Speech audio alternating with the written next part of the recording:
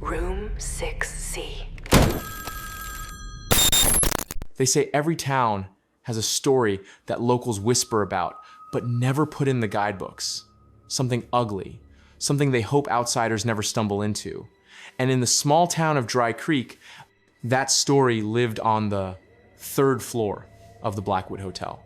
It was not a grand place, just a tired 3-story building at the edge of Main Street. The kind of hotel where traveling salesmen or passing tourists spent the night before moving on. The wallpaper faded and the carpets thin. But there was one room that was never listed. One room the clerks avoided with shaking hands when customers asked too many questions. Room 6C. On paper, it was never available. The booking system always showed it filled, though no one had stayed there in decades, and the old manager, Mr. Hollis, swore to anyone who asked that the room had been locked since 1987. But sometimes, guests claimed to hear a phone ringing from behind its door, or saw light seeping out beneath the threshold when no one had a key, and sometimes a reservation would mysteriously appear in the ledger under names no one could pronounce, paid for with cards that did not exist. Maya Sanders never believed in ghost stories.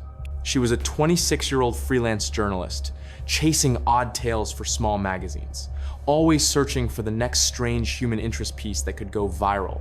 And when she first heard about the Blackwood Hotel from a friend in town, she thought it was perfect material. A haunted room that books itself? It sounded like the kind of silly folklore readers loved. So she checked in late one evening, her recorder in her bag, a notebook in hand, ready to dig for the truth. The lobby smelled faintly of mildew and old coffee. The clerk, a nervous man in his 50s with thinning hair, looked startled when she asked about staying in room 6C. His hands shook as he typed half-heartedly on the computer. That room is not for guests, he said quickly. Plumbing problems, old wiring, very unsafe. Management doesn't allow it.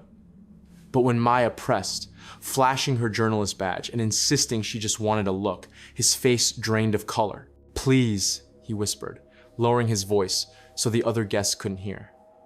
Do not ask about that room. People who go inside do not come out the same. Maya smiled politely, pretending to drop the subject. But she'd already decided she would not leave without finding a way into 6C. Later that night, after settling into her assigned room down the hall, she waited until the corridor was quiet. The carpet muffled her footsteps as she crept toward the forbidden door. The brass number 6C hung slightly crooked, tarnished with age, and though the clerk had sworn it was locked, the handle turned easily in her hand. A shiver ran through her as the door creaked open. The room smelled of dust and something faintly metallic, like dried blood.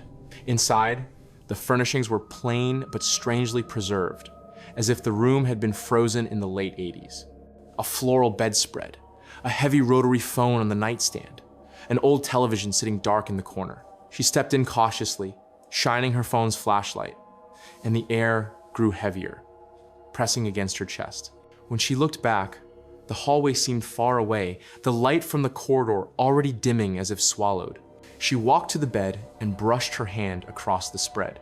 The fabric was cold, damp even, though there was no sign of moisture anywhere else. Then the phone rang. The old rotary phone, its cord curled tight, began to shriek with an unnatural sound that was not quite a ring, not quite a scream, but something in between, vibrating in her bones. Maya jumped, her recorder fumbling out of her bag, but she forced herself to answer, pressing the receiver to her ear. Static roared so loud it made her flinch, and beneath it, a voice whispered her name. Not just Maya, but the exact way her mother used to call her as a child. The same soft lilt, the same affection. Maya, stay with me. Her blood froze. She stammered into the phone asking who it was, but the line dissolved into a burst of choking, like someone drowning. The receiver went dead. She slammed it back onto the hook and backed away. The television flickered on. She had not touched it, but the screen glowed gray, static, swirling, and then an image bled through. At first, she thought it was a home video, grainy footage of a hotel room bed, the same bed she was standing beside. On the screen, a man sat on the edge of the mattress, head bowed. His face was obscured by shadows, but his shoulders shook as if he were sobbing. Slowly, he raised his head, and his eyes locked directly onto hers through the screen, hollow, unblinking, lips curling into a broken smile. Maya's throat tightened as the man pointed at something off screen and the camera panned. On the television, a woman lay on the bed, motionless, her face pale and mouth open as if she had died mid-scream. Maya gasped. The image glitched violently, lines cutting across the screen, and suddenly the dead woman's face filled the frame. Her eyes snapping open, her lips mouthing words with no sound. Maya turned to run, but the door slammed shut, rattling in its frame. Her phone's flashlight died, plunging her into the glow of the television alone. She banged on the door, screaming for help, but the hallway outside was silent. When she turned back, the bed was no longer empty. A body lay there, twisted, its skin gray, lips purple, hair matted. The same woman from the screen. The smell hit her then, the sour stench of rot that made bile rise in her throat. She staggered back, hand over her mouth, eyes watering. The corpse's eyes rolled in their sockets, clicking like marbles, until they fixed on her. Its lips moved, croaking out words too broken to understand, and then the phone rang again, shrill, vibrating on the nightstand. Against her will, Maya felt her feet moving toward it, as though something had hooked her veins and pulled her forward. Her hand lifted, trembling, until she held the receiver again. This time the voice was clearer, a man's voice, ragged and low, whispering directly into her ear. "You should not have come here. She never leaves. Once she takes your name, the room will book itself in you." Maya cried out, dropping the phone, but the voice did not stop. It echoed from every wall, repeating her name, Maya, Maya, Maya, until it became unbearable. The corpse on the bed began to twitch, its limbs jerking like a puppet, bones snapping, and it sat up in a single, violent motion. Black liquid spilled from its mouth as it grinned. Maya lunged for the door, pounding with both fists, screaming until her throat tore. The knob twisted, and suddenly it opened. She fell into the hallway, gasping, the lights blinding after the dark. When she turned back, the door was closed again, silent and still, as though it had never been touched. She ran to the lobby, her words tumbling out to the clerk, but he only shook his head, his eyes full of something like pity. "I told you," he whispered. No one listens. Once it books you, it does not stop. Maya fled the hotel that night, checking out without looking back, driving 3 hours straight until she collapsed in her car at a rest stop. She told herself she would never return, that she would never write about it. But when she opened her laptop the next morning, her email was full of drafts she had not written. Drafts describing the room, word for word, each signed with her name. And on her phone, in the reservation app she had never used, she saw it. A booking for the Blackwood Hotel. Room 6C, reserved for Maya Sanders. Paid in full. She tried to cancel it, tried to delete it, but every time she refreshed, the booking remained.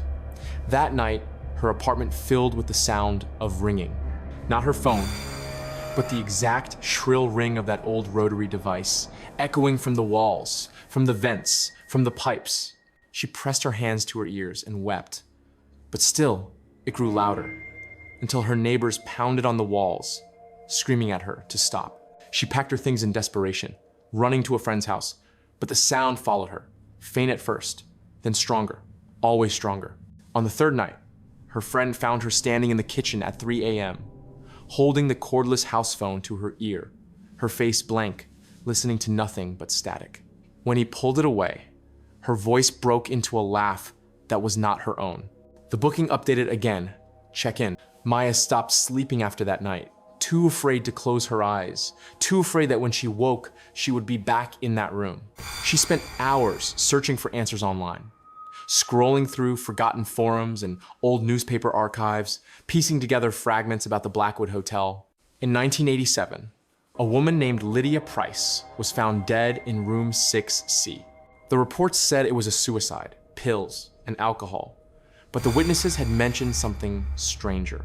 Guests in neighboring rooms swore they heard screaming that went on for hours before anyone called the police. And when the door was finally opened, Lydia's body was already stiff, suggesting she had been dead long before the screams began. The hotel hushed it quickly, calling it a tragic case, but the articles mentioned odd details that never made it to the headlines. Officers claimed the phone was still off the hook when they arrived, and the clerk on duty said the booking for Lydia Price's stay had never been made by her. It had appeared in the system hours after her death, as if the room itself had logged her in. Maya's hands trembled as she read, her coffee growing cold beside her. She wanted to believe it was all coincidence, some cruel digital glitch. But the more she stared at the old photographs of the hotel, the more she swore she could see a figure standing in the upstairs windows, a pale blur watching. Her phone buzzed with a new notification. Another booking. Check in. Tonight. Room 6C. She hurled the device across the room, shattering it against the wall. But a moment later, the shrill ring echoed again, not from the broken phone, but from her laptop. The speakers vibrated with the sound of that rotary bell, impossibly loud.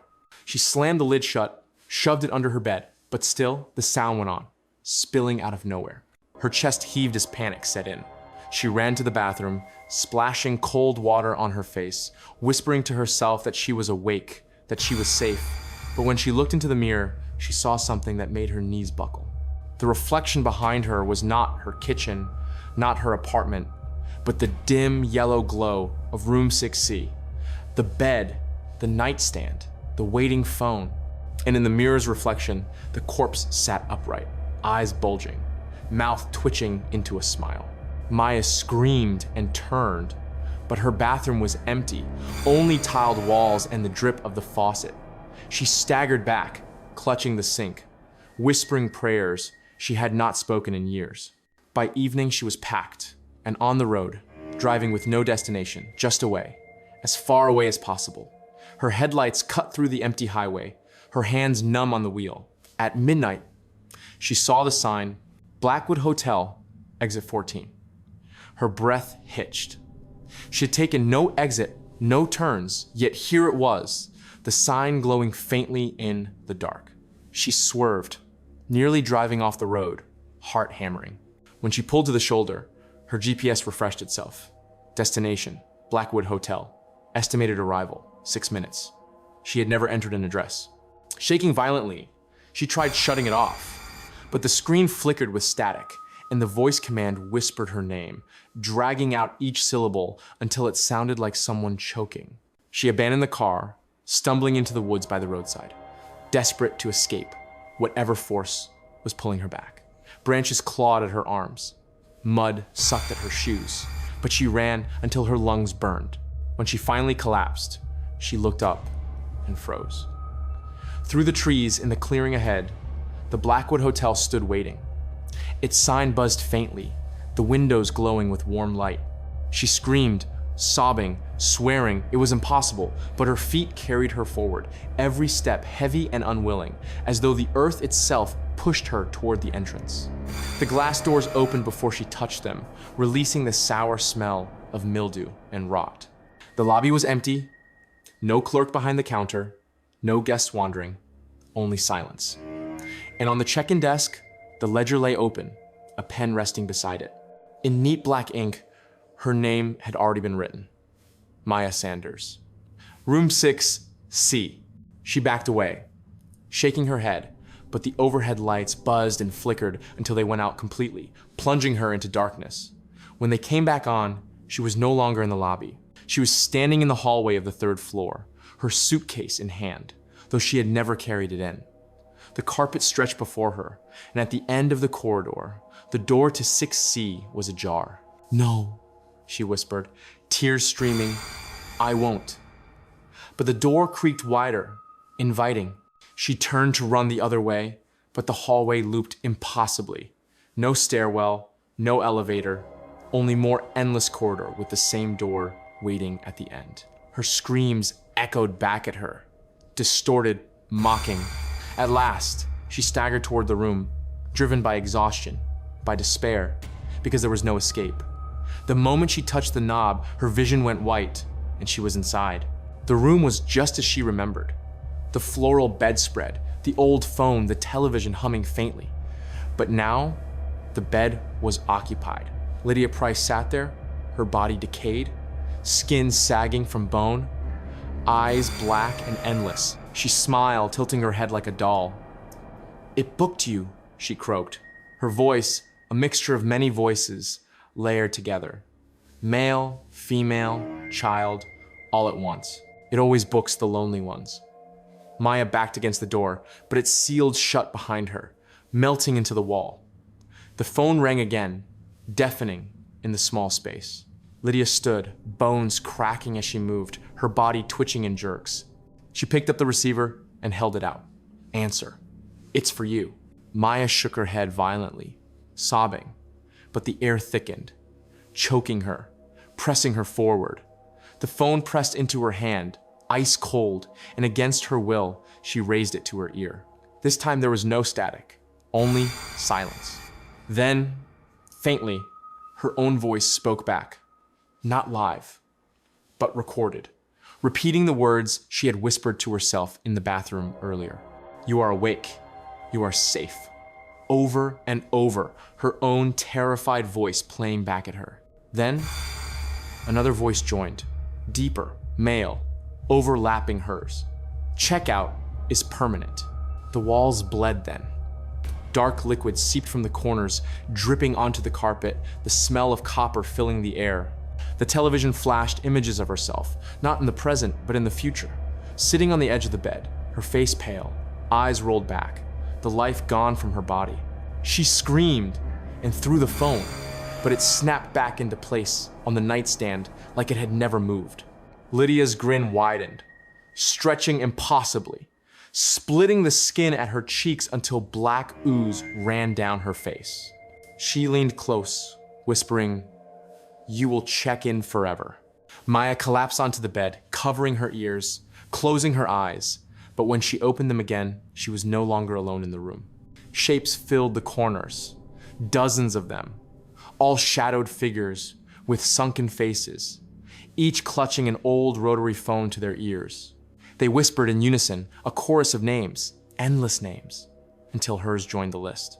She felt her chest seize, her heartbeat slowing, the weight of the bed swallowing her down. The last thing she saw was Lydia leaning over, pressing a cold kiss to her forehead as the whispers consumed her. The next morning, the clerk found the ledger open as always. A new name had been written neatly inside, though he knew it had not been there the night before. Maya Sanders, room 6C, paid in full. He closed the book with trembling hands, locked the front door of the hotel, and poured himself a drink, because he knew there would be no checkout. There never was. Upstairs, in the room that booked itself, the phone began to ring again, waiting for the next lonely soul to answer.